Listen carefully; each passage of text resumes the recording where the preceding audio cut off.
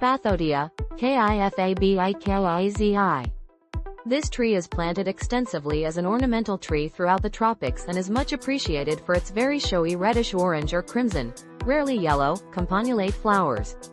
It was identified by Europeans in 1787 on the Gold Coast of Africa.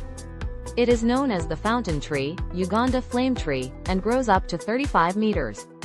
It is indigenous to tropical Africa, although it is grown ornamentally in many countries with tropical climates around the world. It has a flowering period of between 5 and 6 months, and produces edible seeds with transparent wings.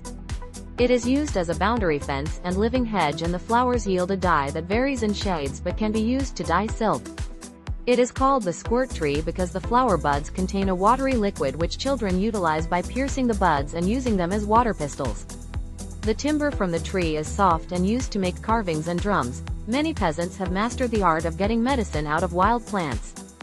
But bits of the roots, bark, and leaves are used, which endangers the trees. So, the tree, which heals enoga, a common skin disease among infants, is no exception. A decoction of the bark is astringent and used as a laxative as well as for cases of dysentery and other gastrointestinal problems. A decoction of the bark and leaves is used as a lotion for inflamed skin and rashes.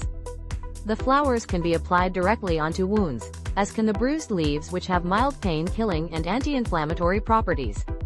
An infusion of the leaves is used for urethral infections, and the dried and pulverized or even the fresh inner bark is applied to oozing ulcers.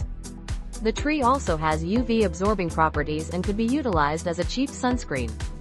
It would appear that many of the traditional folk medicine uses of this tree have their basis in scientific theory.